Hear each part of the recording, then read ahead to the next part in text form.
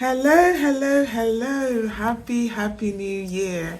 How is everyone doing? It feels so good to be back creating content. I took some much needed time to just rest, recuperate, and ensure that I was coming back ready to give you the very best. So, today I want to talk about a very important topic, which I've titled Navigating Friendships as a Believer. Because this is one question that has come to me so many times. Like, if I was paid £1 for every time someone actually asked me this question, I'll be a billionaire right now in pounds. So I thought, why not start off with this?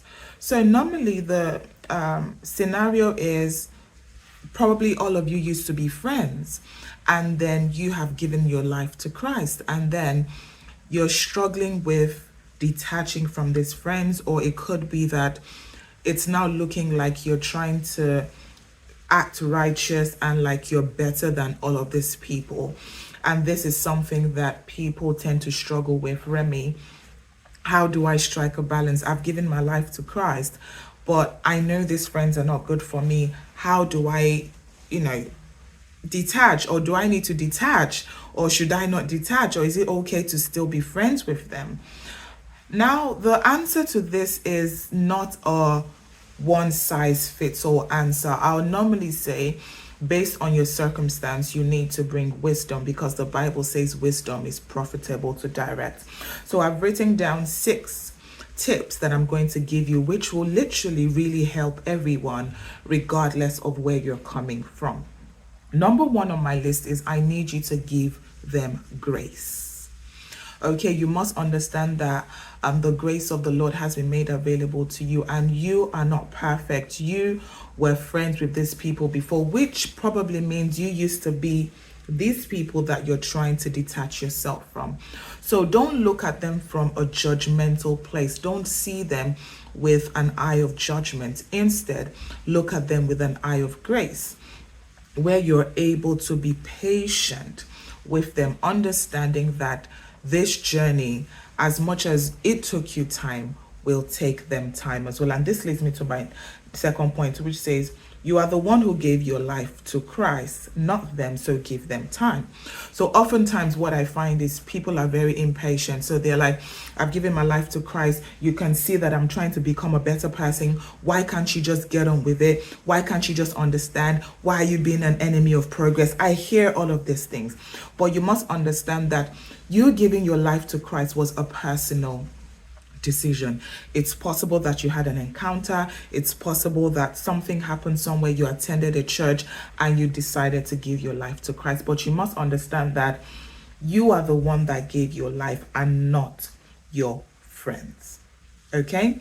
So now that you've given your life to Christ, you need to give them time as well. And this will lead to my third point. It's possible that every Christian they've met hasn't really shown them or given them a reason to give their lives to Christ. And this is an opportunity for you to show them that Christianity is not a rigid place or boring place where your life comes to an end. Be the light. The Bible says you are the light of the world, the salt of the earth. So this is an opportunity for you to shine your light. Okay, don't be that Christian who just believes that because you've given your life, every other person is the devil. There is something that they need to see for them to also come into this understanding that you have, because I'm sure that you also saw something that brought you into the light. There was something that happened that made you choose to give your life to Jesus. So I need you to also, okay, like I said, give them grace. Give them grace. Understand that you're the one that gave your life, not them. And it be the light that they need to see for them to understand that this new path is a path that they also need to come on. This leads me to my fourth point. Refuse to be in those places, e.g. drinking, smoking, partying with them. So there's a difference between detaching and condemning. I think what we do a lot of times is we feel that because we've become Christians, we need to be very judgmental and condemning. No. But you can detach yourself. So, for example, they know that you've given your life to Jesus. So you make it clear that this new path means that I'm not drinking anymore, I'm not smoking anymore, I'm not going to certain places anymore. Now, expect them to give you a funny look. Expect a lot of side talk. Expect a reaction because, again, remember, you all used to do this together. So this is a shock. Okay, just imagine water in a balloon and pop, everyone is like, what happened? Exactly, that is what has happened to them. So you must be very patient, but in your patience, don't be unequally yoked. Don't be so kind that you now fall back into temptation. Stand your ground. So I'm not drinking, I'm not smoking. The more you say no to these kind of events, the more they will understand and respect your decision. Now, this leads me to my fifth point, which is don't stop being a good and present friend. You can be a good friend without associating in anything that will be against the will of God. So, for example, these your friends are sick. Don't say, oh, because I'm a Christian now, I'm not going to come to your house and check up on you. Because I'm a Christian now, it's your birthday, and I'm going to act like I totally forgot it's your birthday.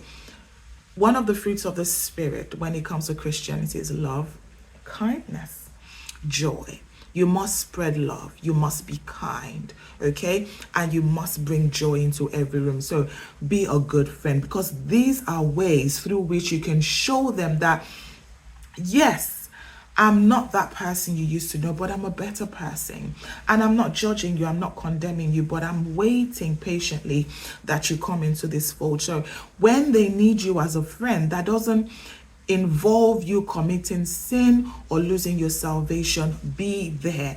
Don't just detach. You gave your life 2 weeks ago, and in 2 weeks you're expecting your friends to just get it. It doesn't work like that. You didn't give your life in 2 minutes, did you? Give them time. It will take time. And when I'm talking about time, it might take a year, it might even take more. But as long as you're not being unequally yoked, you're not drinking, you're not smoking, you're not, dressing vulgar, you're not doing anything that is displeasing to God, it's okay. But ensure that you don't go beyond the capacity that God has given you. So, for example, if it's a male friend that used to have some sort of unholy relationship, if it could be sexual, I won't advise that you keep going to his house. Make it very clear that I'm no longer doing this thing and we need to stop it. So in this situation, you might have to detach in a way that you're not together, you're not going out anywhere that will leave you in a vulnerable state, leaving you doing something you shouldn't be doing. Run away from it, because you must understand that you are still on a journey. And I want to believe that you are being discipled. So understand that you are not there yet. Even you are still on a journey. So don't begin to jump into places that will put you in trouble. The Bible says flee from temptation. It doesn't say stay there and try and deal with it. Flee from temptation. Number 6, which is my last point today, is pray for them. I believe as believers, one of our jobs is to be intercessors. Pray for these people. So because a lot of your friends, they are good people. They have kind hearts. They've always been there for you. They're genuinely good people, but it's just they don't have the understanding that they need to have, just like you didn't. So that bringing them into the fold will mean that at the end of it all, their kindness and all of that, they will end up in heaven. So pray for them. Actually schedule 5 minutes, 10 minutes a day, if you really care about this person like you claim you do, where you're praying that God, give this person an encounter. Let this person see you. Let this person experience you, so that they can also give their lives to you. But at the end of it all boils down to discernment. Because every situation is different. For some people, you've done all of these things. You've been patient, you've done everything, it's been years, and this person is just adamant. And instead of this person trying to change, they're trying to drag you back into your vomit. In this kind of cases, I would say you might need to go cold turkey and end that relationship, because your salvation is the single and most important thing. But until you see this kind of situation where you know that they're trying to drag you back in and you don't have the ability to do that, because the Bible still says, do not be unequally yoked with unbelievers. So if you know that they are going to drag you back in, please, please, please flee. But if this is not the case, don't be in a hurry. Don't be judgmental. Don't begin to condemn them. All of us are products of grace. Every one of us is a product of grace. None of us is perfect. We all are work in progress. So as a believer, we have a job to lead by example. Be the light that the world needs to see. And I pray that the Lord helps you as you try to navigate your friendships. And I pray that in this year 2024, the Lord will help you to pick your friends out, and He'll give you the spirit of discernment, so that when somebody's agenda is contrary to what the Lord wants for you, that you'll be able to pick it before they get too far. May you not fail. May you not fall. And that's it from me today. And I'll see you at the next video. Bye-bye.